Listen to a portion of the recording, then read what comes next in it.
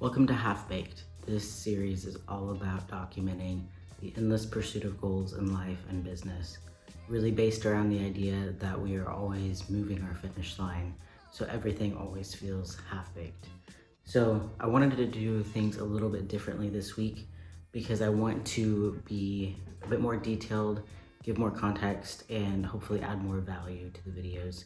So this week, I'm gonna take you through a day in my life. So it is Friday right now, about 9 a.m. and it's a pretty stacked day. So I think it's a good opportunity to record throughout the day, but also dive deeper into what I'm working on, what stage certain businesses are in, my thoughts on them, and hopefully just provide some value around like what it's like to really build businesses from scratch, no investments, no trust funds, bootstrapping multiple businesses at the same time. So that's what we're gonna cover. Probably gonna go eat breakfast right now and then go to the gym soon. I don't know if I'll work a bit first. We'll see how it plays out. But I have work across all businesses and all clients today. So that's what makes it kind of the perfect day to take you through it. So let's get into it.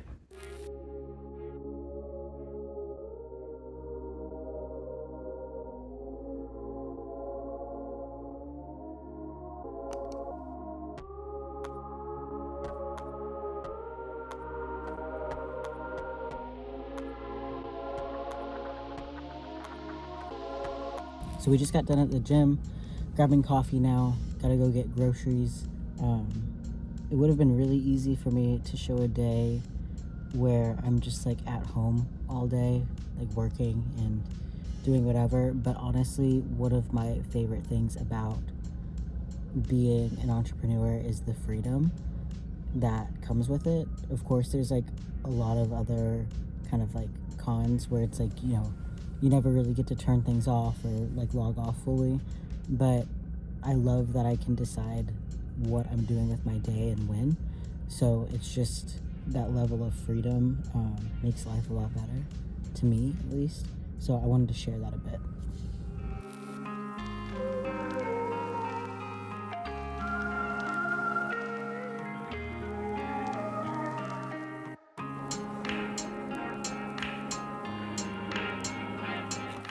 So it's time to get into the work now.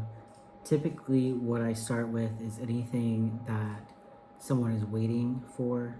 So if a client is waiting for any sort of deliverable or response, anything like that, that's where I start to keep things moving on their end. And then anything that has a deadline. So today I have a client for Lowtide. We're getting ready to launch a big brand lift study for them. So today is the deadline to get some information in for that. So I need to sit and do that, build out a couple of kind of shelves of campaigns and ads manager to get the information from them and send that over, make sure that they have everything they need from me so that we can keep that moving. The creative is also in development. I have to make sure that, again, they have everything they need from me on that, because there's a situation where they had a creative strategist plan out the different concepts for all of the ads and the creative around the campaign. And then I took it and outlined exactly what we need for this set of campaigns in particular. And then it's back to them to, clean it up and make sure we have all the assets we need. So just making sure that no one's waiting on me and that I can provide like as much context and information as possible. One of my priorities with Lowtide is being very, very like client oriented. I think that in a lot of agencies, especially bigger ones, the customer service aspect is lost and the connection piece is lost. So I really, pull myself into their teams. I try to like be embedded in their team and their mission and what they're trying to accomplish. And when I stay rooted in that, it allows me to understand their perspective more, but also it just builds on a relationship, so they trust me. So I put a big focus in being like highly transparent, very consistent with communication and things like that. So speaking of Lowtide, part of this video is I want to provide a lot more context on the different businesses that I'm working on throughout the day. So Lowtide is my agency. Um, it is me and my partner who, if you hear typing, that's her. It's us and our intern, so very small. Really, we started it back in like 2020 under a different name and did some work on the side throughout the years, but I went more full time with it, I think July of last year, and then did a big rebrand, announced it as Lowtide, um, and built a whole new website, everything like that, just revamped it, and it's been going very, very well so far. We like this month already, we've had so many leads, and it's really building. But the services primarily like on my end are paid media, reporting. I work a lot with data. That's kind of my high value skill set that I can offer people, is that I just am very good at analyzing data and finding what people need out of it. So that's a big selling point. But reporting, data, paid media, all of that. But then I also have worked a lot with like organic, social, creative, strategy in general. Really, I've like throughout my career worked in like all areas of marketing, including like branding and design. I do that too. So I'm able to be kind of like a Swiss Army knife for clients, and that's what they like. And it's also very hands on because they're working with the owner of the agency. So that's on my side. And then on the other side, my partner works in apps, App Store optimization in particular. So there's a whole area where she's doing ASO and she's doing app reporting. So that's how we split it up. And then, yeah, that's where my clients are coming through. So Lowtide for us really functions as like a core piece of our, stack of businesses. It's the one that has like a consistent income and allows us to like funnel that business income into our other businesses. So I mentioned that, we don't have investors, we don't have, trust funds, anything like that. We don't have hidden like massive savings, things like that that can give us a leg up. We're really starting from the ground up. So Lowtide functions as essentially fuel for those other businesses. So whatever comes in there, we are able to use that to build other things, which I can get more into those other things in a bit. But first, I'm going to sit here. I need to knock out some client tasks, send some emails, and then I'll share what I'm doing next.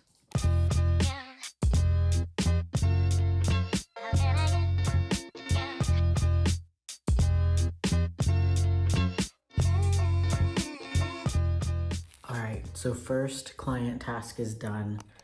Got the information done for the brand lift study that's going to happen, and got those, again, like shells of campaigns built out.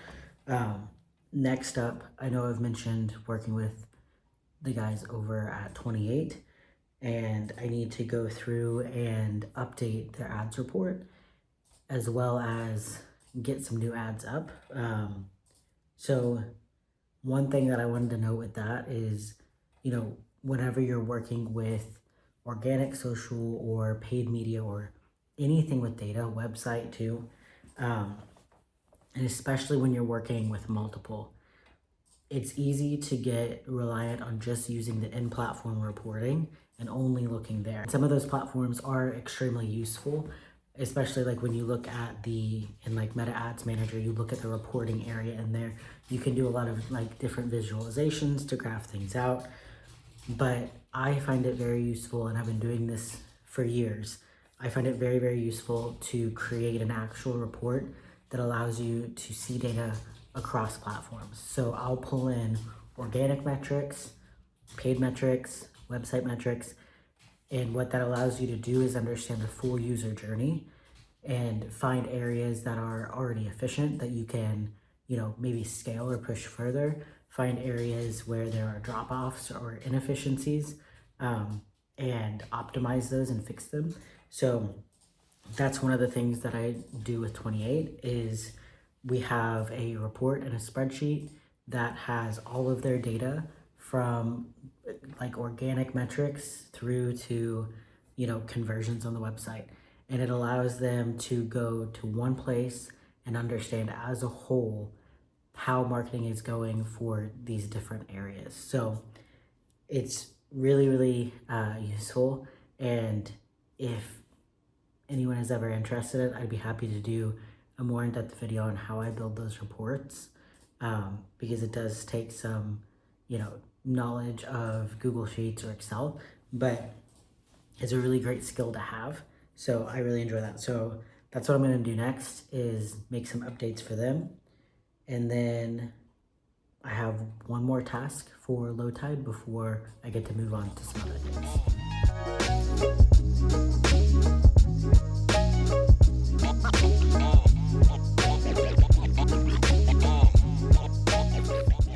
So I just wrapped up the updates for 28, and I wanted to talk about a couple of different things before I go on to my next task. One being the value of good creative whenever you're running ads, really in general. Like, we're in a time where a lot of people are testing out AI and using it for ads and for copy and images and videos and all of those things.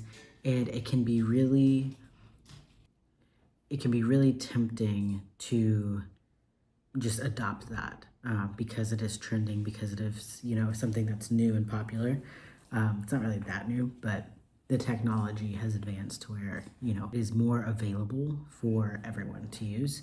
But I would say to practice extreme caution when considering that. If you're, running ads for, a simple like ecom product or something like that, like there are certain use cases where I can see it makes sense. There was a guy on one of JT Barnett's recent videos talking about how like the AI videos that they've made have converted very, very well. And then on the flip side, like I know people who have tried to use AI video for ads that have crashed and burned and been just a waste of money. So it's something that I personally don't use because, number one, again, like the creative is so important, and especially like your relationship with the consumer, with the customer is really, really important. You don't want to tarnish that. A lot of consumers don't like AI. If you kind of get out of like the tech bubble, you'll find that a lot of people don't trust it, they don't like it, and they might even, never, interact with your company because of your use of AI. So you have to really consider that and whether or not it's worth that risk. Now, if your audience is primarily like tech bros or something, then you're probably good. So it's just something to be careful with. And I think about it a lot because whenever you're like building ads in Meta, there are areas where you can opt in to use it. And honestly, most of the time it looks really bad. They have like an image generator now. I haven't seen a single option that's looked decent. The other day it tried to give me an image that was just like a cement block. And so it just doesn't make sense to try to use. And then the options that they're providing for copy don't read well. They aren't, on brand. And honestly, I can usually tell immediately if someone emails me or something and it was written by ChatGPT or whatever.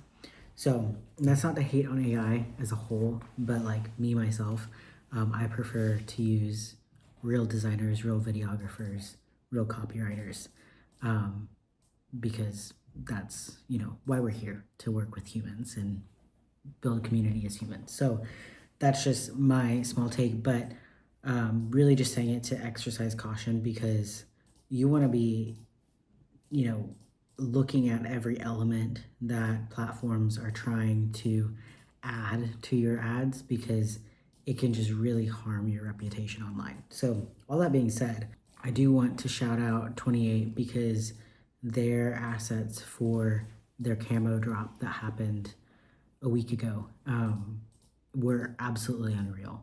And I'll put some of them up after this just so you can see if you haven't already, but they were just like well beyond anything that competitors are doing, especially within the UK. And it's something that allows like ads and marketing to perform so well because Meta has talked for years about how they prioritize really good creative. So you create good stuff, plug it into the platform, control what the platform is putting onto it or changing. Keep it on brand, keep it clean, consider who your user is, and oftentimes you'll be rewarded for that. There are instances where like the platforms reward you for using their tools, which can be kind of annoying, but I still push against that and I'm always hesitant. So just saying that is also because there are some brands that I really enjoy that I am just like getting ads from constantly right now, and they don't look good. And it is actively tarnishing their reputation in my mind because I keep getting hit with these ads that are just like messy. The visuals are bad. Like there's no thought. They're just kind of throwing it out there. So maybe you're watching this and you're just like, I don't care because I don't run ads. That's fine. But this is something that I do like every day of my life. So I think about it a lot. So next thing that I need to do, last thing for Lowtide, is I have a couple of calls next week. And it is only Friday, but I'm gonna go ahead and just jot down some notes for those calls because one of them is an intro call that just came through our website. And so I already kind of looked into the business and they sent a note about what they're looking for. So I'm gonna dig around and put some notes together on what I think and questions I need to be sure to ask, just so that I'm well prepared and can keep things in mind as I go into next week. And it's a data focused intro call, so I'm probably gonna see what's hooked up to their website, just so that I have some context beforehand. The other call is with a big creator talking about social analytics and how I can help him with his analytics and just improving like his understanding of how his content's performing. So I want to put some notes down for that too. And then I'm probably going to jump into some work for other businesses.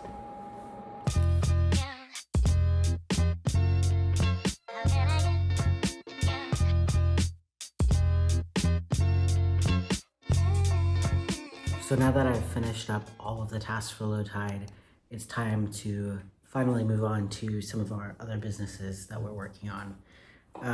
These typically don't take as high priority just because they're not actively running. So first is Warren and Company. So we have had a couple of brands in the past. First one was, I think, in like 2019-ish.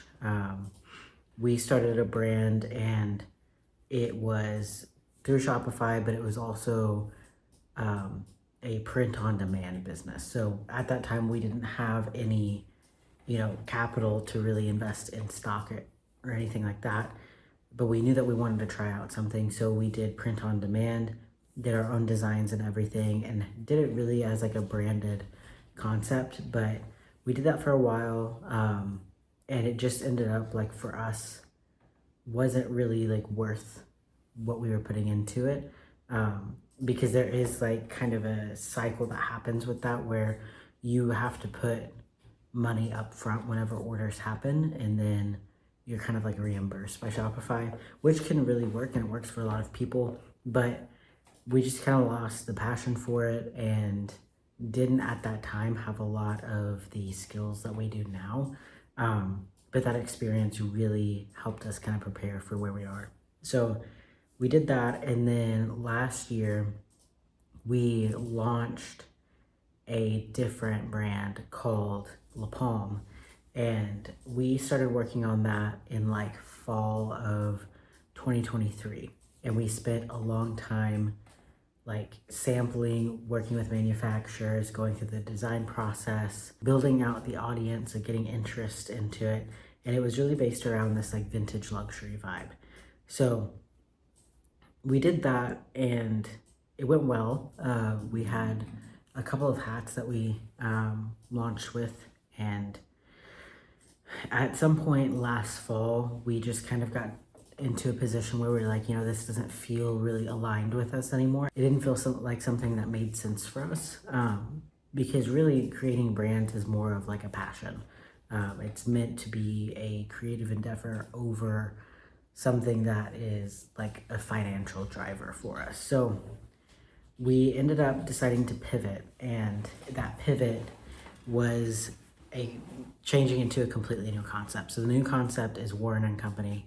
It is based around our heritage and where we're from. We're from rural Indiana, and we really want the brand to reflect that and really hone in to the duality aspect. So like, that's where we're from. That's very much so a part of us. But I have a piece of copy that we use that says raised in the rural Midwest, but born in cities around the world. And that's really how we feel, is like, we live in a city now. We love traveling to cities, and that is very much so a part of us, but so is our heritage.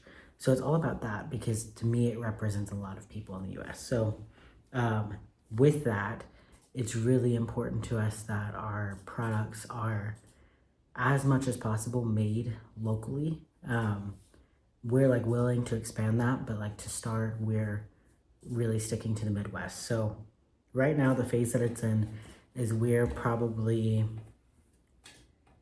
hopefully like a month from launching it. I can't like guarantee anything because some of the timelines are not mine. They're set by me. So we have a manufacturer based in Detroit for some shirts. We have a Midwest-based designer that is finishing up an illustration for us right now. We have a screen printer in our city. Like, all of it is as local as we can get it. So still working through the finishing touches, like on the products. We have, the shirts done. We just have to place the bulk order.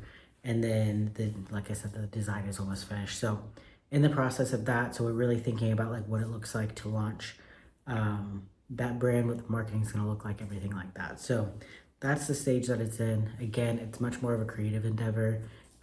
It's for fun. It's, really meant to be like for the people that we love, for our families and our friends.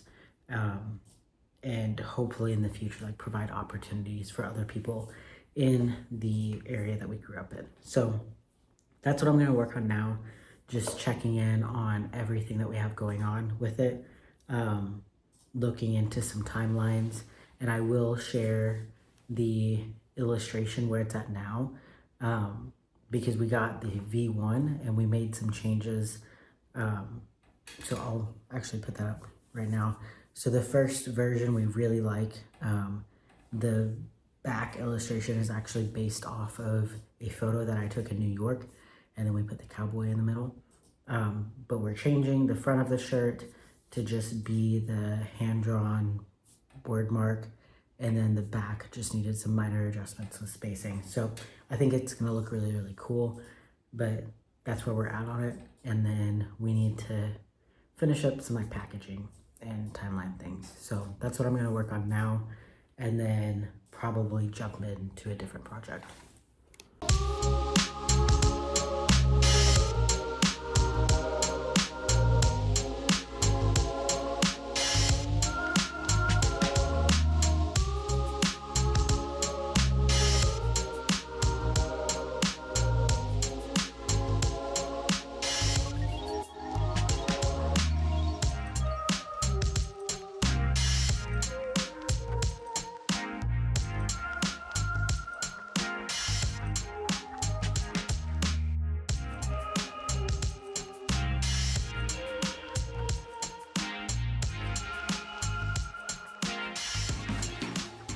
So the last thing that I need to work on today is our newest business, and we aren't sharing a whole lot of detail in regards to what it is or when it's gonna be live or anything like that. I will share a little bit, but it is something that we're pretty protective about, and that is for a few reasons. I think number one, we traditionally tie ourselves publicly to our businesses. So if we're working on something, you know, we will post about it, share about it on our own like pages, and I typically like that. Like I enjoy doing things like this and kind of building in public in that way and letting people support. I think that's a big thing is like, you know, I know this is a big quote for 28 and it's, if you want to go fast, go alone, but if you want to go far, go together. And it's kind of like that, sharing our businesses is a way to let people put their energy into it too, even if it's just like hoping it goes well for us. Um, so typically we like to do that. And so things like Lowtide and Warren, people know that we are doing that. Now, this business is very new um, in some ways, but it is currently in the development phase. So, what I will share is it is an ecom business. We talked for a long time about whether or not we wanted to get more into ecom. Obviously, like Warren is really ecom business. It's more about the brand as a whole, and it's more like creative. So I'd compare it to like brands like Imogene and Willie and Seeger and Filson and things like that. But we've been talking about getting more into ecom with a more like product focused approach versus like apparel. So like having an item that we sell, especially if we could create something new, which is admittedly very, very hard um, nowadays because a lot of things have been made. So oftentimes you'll see, new ecom businesses, new businesses in general, just doing things a bit differently or upgrading it or things like that. So our goal was to hopefully have a brand new product that we could introduce to a market that has room for new business, because some areas are like hyper competitive, especially right now. I'd say like if you want to come out with like hydration drinks, like it might be not the best decision because of how many exist and how many like are launching as we speak. So it needed to be really intentional.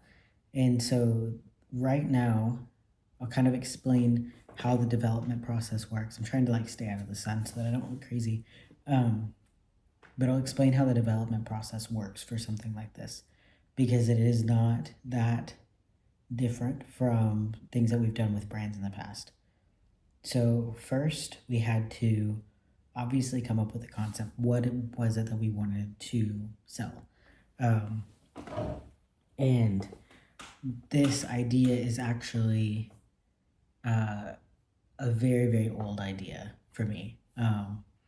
It's something that I thought of a very long time ago, and I am like recording this whole process too, so that whenever we're ready to share, like I'll share the whole process from the ideation through to launch, and with all of the details. But it's a very old idea for me, and we considered it, and then we essentially brainstormed like here are all the different industries we could enter, different types of products, things like that. And we just kept coming back to this one because it is a brand new product. There is nothing like it. I'm gonna move a little bit. Gosh, that is just so bright.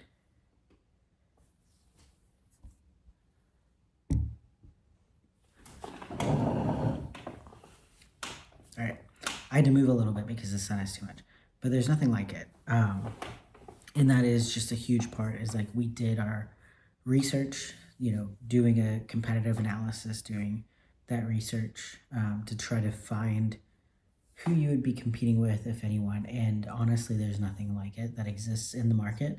So that is very, very enticing to us because it does mean that people could steal it. we are going to go through like the patent process, but it does mean that some larger companies could try to mimic what we're doing, and have their own version, and we know that. But there's opportunity to really create a name for ourselves in that industry. So we decided to go with that because of the reasons I just explained. So the next step was starting to understand the feasibility. And like I mentioned before, you know, we don't have, investments in our businesses, like outside investments. We invest our own money. We do not come from like, we don't come from wealth in our families. So this life that we're living, like we built ourselves, and these businesses we're building ourselves. So we had to understand what level of investment were we comfortable with for this. Um, what were we willing to do, and how much did we trust like our ability to make it successful. Obviously all business is a risk, all investment is a risk, but we wanted to understand what that would look like, especially something like this when it is, a product that is completely custom. There are minimum order quantities and different requirements from manufacturers. You don't know what the cost per product is going to be, shipping, like all the patent things, all the legal things, like there's a lot. So we wanted to understand like how invested are we? And so we talked numbers and discussed like, what we're willing to put in, what we think it'll take, and then how we're going to function from there. So like I mentioned earlier, Lowtide is effectively our fuel for other businesses. So we take what we make from there and we funnel it into these other ventures to build. Eventually, of course, like we're not going to do that forever. Like eventually, of course, we're going to, shift that to where we are, compensating ourselves and things like that. But right now, the focus is building a really, really solid foundation. And I don't think that it's going to take that long to do that using that kind of funnel. So that's how we're funding it, is by all of the work that we're doing with Lowtide, which we're very lucky to do, but we've also worked very hard to get to that point where we can have that income happening. So that's how we're going to fund it. And as far as where we are right now in the process, like as I'm talking through it, so we have the name and we've had it for a little bit, maybe a couple weeks. We moved very quickly. So we decided to do ecom in January, and we had a name probably late January, early February.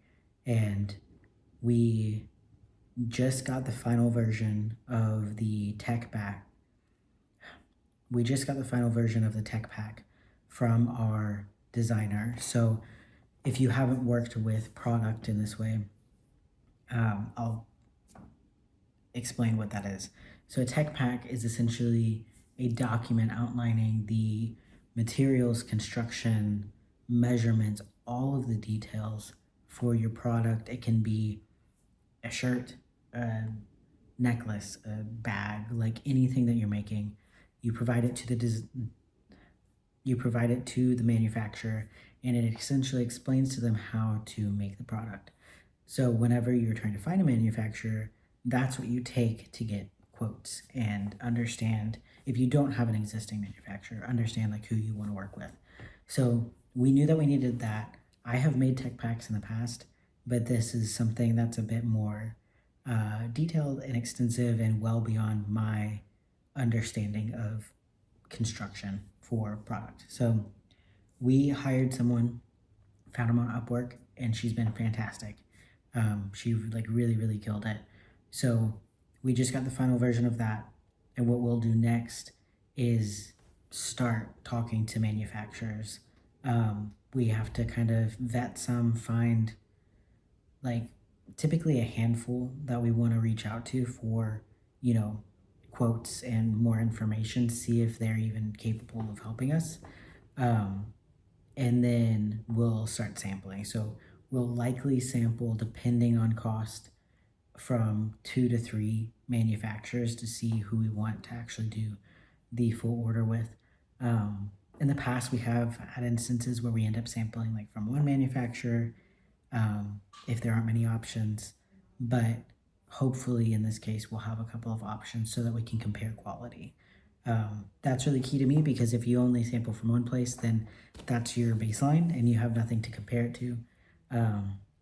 We did that one time with a tote bag, where we sampled from two. We got the first one in and we were like, yeah, this is pretty good. And then we got the second and we realized how bad the first one was. So we want to sample.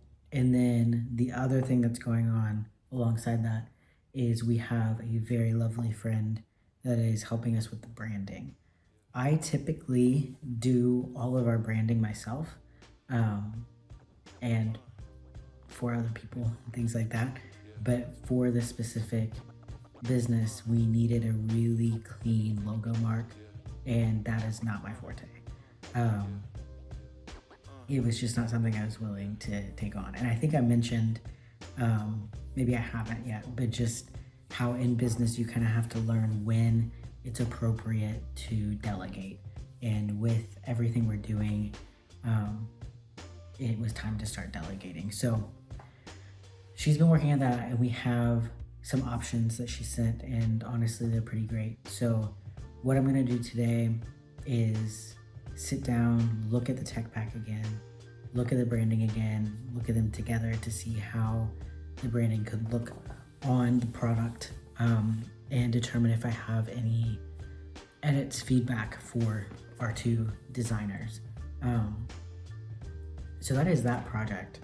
And I probably won't record me sitting and working on it because you've watched me work plenty. But I really appreciate if you've watched the